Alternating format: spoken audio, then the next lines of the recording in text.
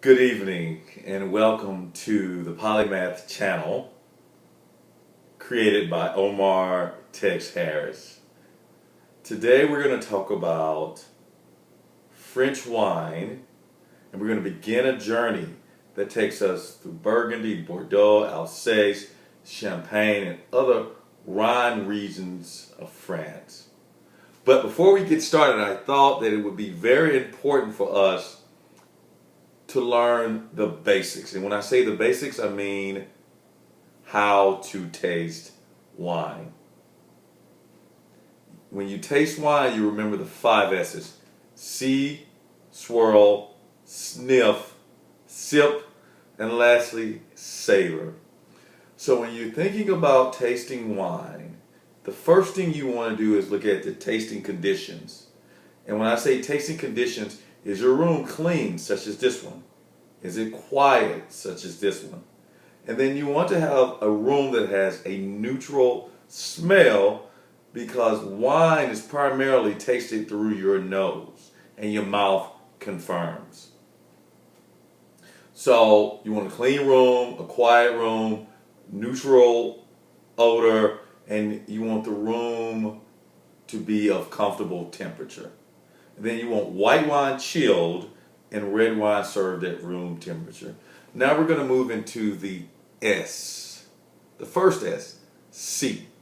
So when you look at a wine, you want to place it against a white background, which I have here. And I'm looking for the clarity and the brilliance of the wine. So I'm going to put the wine at an angle like this. I'm going to look at the wine. And for red wine, as you can see, if it's very purple and ruby red, that means it's a young wine. If it has garnet and darker colors, then it's an older wine that has been aged. Now for white wines typically come in green, yellow, and then they're browner if you put them in oak. So that's some of the things you're going to be looking for in a white wine. And also, if it's a younger wine, it's typically going to be lighter. If it's an older wine, it's typically going to be lighter. A lighter wine would also give you indication that it was in a warmer climate, and a darker wine would give you indication that it's in a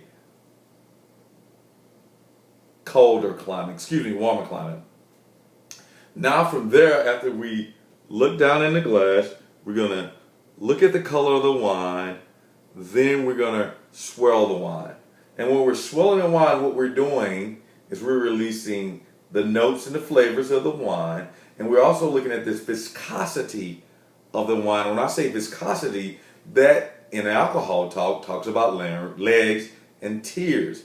And what I mean by legs and tears are the residue. Once you spin, you can see it dripping down. Those are the legs and tears.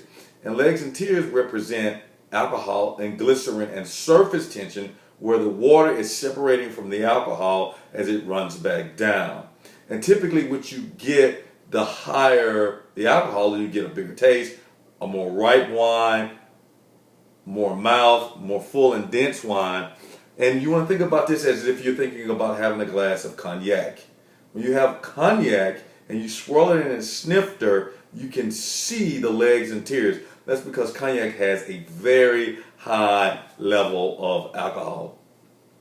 Now what we're going to do is we're going to sniff the wine. And you have to remember, this is quite possibly the most important part of the whole wine tasting experience, because you're going to aspirate the wine after you swirled it.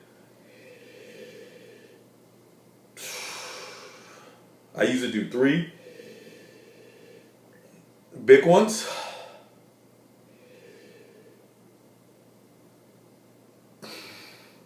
And what you're looking for is I'm a Marine officer, and you think about A Few Good Men, the movie. But the key is few.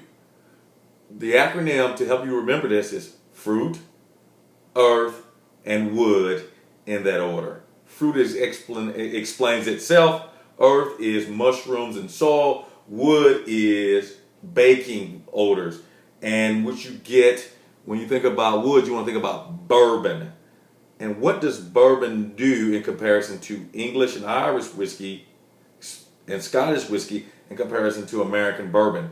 The barrel changes the flavor of the wine significantly. So when you're smelling a wine, you're looking at the nose of the wine. It's going through your ortho-nasal olfaction to your olfactory bulb, to your retronasal passageway and nerves, and then that's telling you what's there. And remember, fruit, earth, wood. Now, when you get ready to sniff, the common notes that you're looking for with more notes under the bottom of each one of these I'm about to mention is what you're looking for. That's mineral, sweet, and floral. That's earth, nutty, and spicy. That's woody, fruity, and animal. That's burnt, vegetal, and chemical, and lastly microbial. And under each one of those there will be smaller layers to take in. Then lastly, you're going to look for flaws.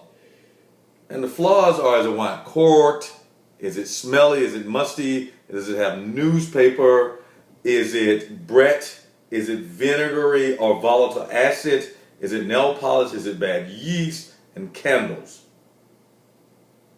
And then lastly, you're going to look for the wine barrel.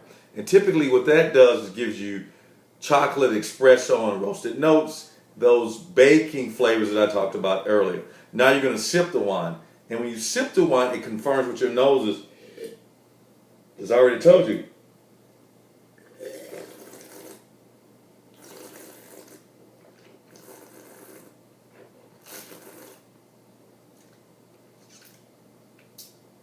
My mouth confirmed what my nose told me.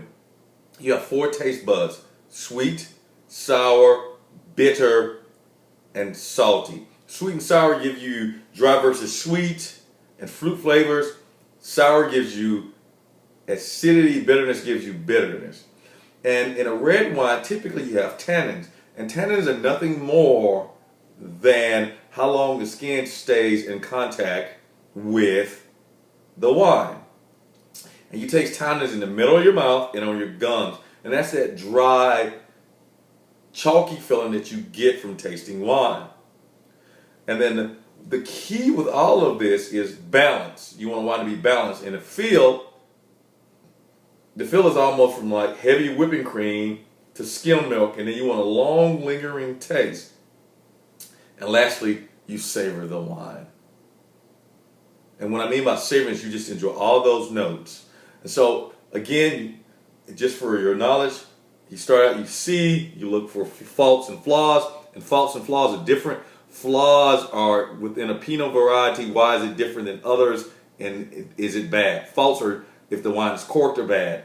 And then you're going to swirl the wine, release the aromatics. Sniff, give you 3 big sniffs. And then you're going to sip.